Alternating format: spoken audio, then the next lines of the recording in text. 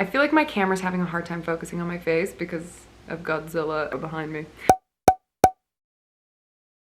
Hello everybody! As you can see from behind me, we are going to be talking a little bit about party planning and specifically the way I went about planning this Godzilla themed party and how I came up with activities for it. So this year we had a young man turn 7 and so I got to put on a Godzilla themed birthday party for him. Now I'll start this by saying I am obviously by no means a professional. I get most of my stuff from Amazon and the dollar store, most of my ideas from Pinterest, but I hope you guys can maybe take a tip or trick or two and bring them with you guys into your party planning if this is something you don't enjoy or you find stressful or you just don't know where to start. So let's just get right into it. Everything that I talk about in this video, you guys, I will have linked in the description, all the Pinterest links, the Amazon links. If you want to do a Godzilla themed party, you will have it all. Let's just get into it. So the very first thing you want to do when planning a party is to set your budget. So you can do this in a few ways. You can do a bulk budget where you say set $500 for the day. That's going to include activities, decorations, food, gifts, or you can do it a little bit differently. It kind of depends on how you go about it. This year for Vince's birthday, we did one budget for the party and one budget for gifts. They ended up kind of getting mashed into two because once the party was completed, we just took the rest of that budget and put it towards the gift budget. But the first thing you need to do is establish that budget because if you don't, it's so easy to get carried away. Now, the second thing you're gonna need to do is figure out a theme. So this is either gonna be the party person, the party person, the person whose party it is, the person we're celebrating, whatever. It's either gonna be their decision or whoever is putting on the party. And then whatever you put into that party, you want to try to stick to that theme. I just think it's way easier to plan a party based around one specific theme instead of trying to grab things from a bunch of different places. Okay, so the third thing you have to do, you have your theme picked, you have your budget laid out, you have to decide what kind of party this is. Are you having this party at home with close friends and family, a small intimate gathering? Are you having this party out at your parents' farm with 34-year-olds and you're gonna try and like manhandle all of them? Are you gonna have this party out at the swimming pool where you rent a room and they have restrictions on decorations and time limits and things like that? Because those are all things you need to consider before you purchase anything, before you even really start planning. Where are you having this party? How many people do you think you're gonna be expecting? What is the demographic? But it is really important to consider if you are not having your party at home, restrictions around decorations and things like that, because a lot of places don't allow things like confetti for obvious reasons, balloons, candles, sparklers. There's always different things that you're gonna need to consider if you're not having your party within your own home. So that's kind of the place that you want to start. You kind of want a foundation for the party, then you get to start the fun part, and that is the actual planning and decorating part. So I knew for this birthday party, because I was trying to keep it between about 2 hours, I didn't want too many activities that would push us way over the timeline. So I went on over to Pinterest and I just typed in like Godzilla birthday party ideas, I think, and there's a whole bunch of stuff that's gonna come up on Pinterest, obviously. Now, I didn't use most of the things for the birthday party, but it definitely gave me a lot of ideas. So there were a few things that I kind of took and then made into my own little activities. I did see an idea for the pin the fire breath on Godzilla, so I made one of my own. The kids really enjoyed it. It was just like super fun and simple. If you feel like you're not very creative when it comes to party games and stuff, I would just take old party games and switch them into new party games based around your theme. So all I had to do was trace out my own little Godzilla thing and cut it out. Honestly, it really hurt my hand cutting it out. It took me way too long. The other kind of regular party thing that I put a spin on was the piñata. So I was trying to come up with sort of a different idea, and that's when I thought of the cityscape. So I was originally gonna do this cityscape that I found on Pinterest, and it's just a plain black paper on the wall, kind of made into city buildings.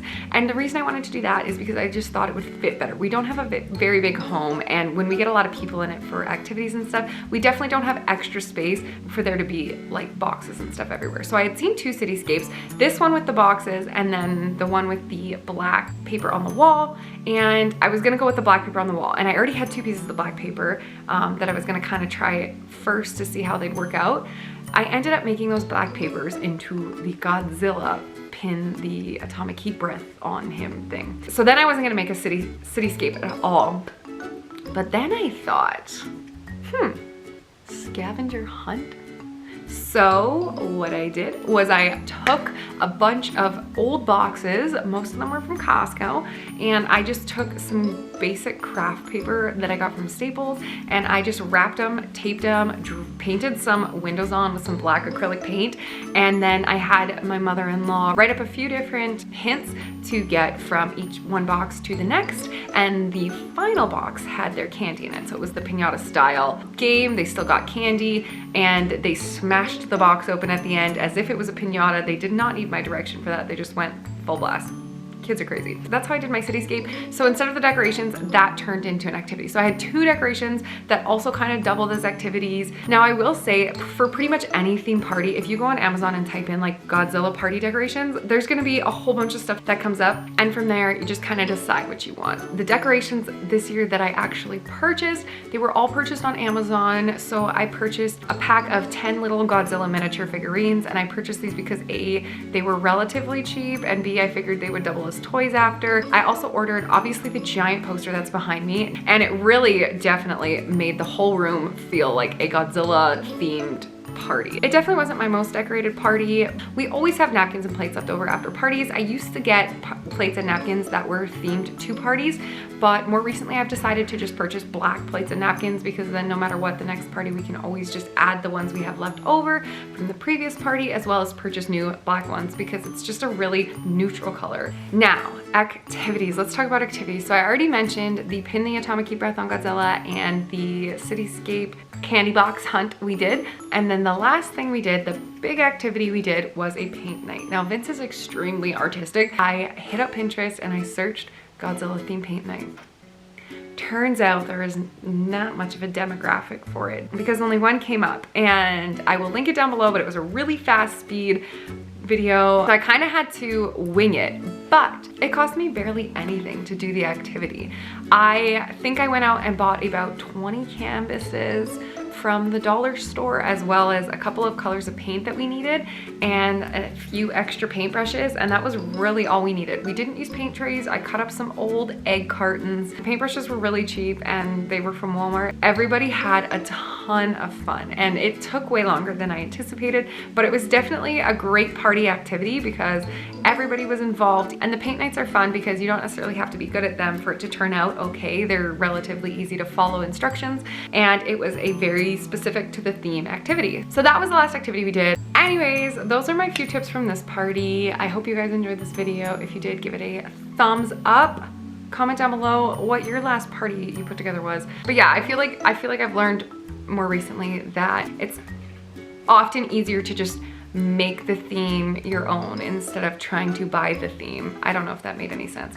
Probably sounded stupid out loud. Anyways, thank you guys so much for watching. Give it a thumbs up if you enjoyed it. You can find me on social media, and everything that I mentioned will be linked down below in the description, and I'll be back next week with a new video.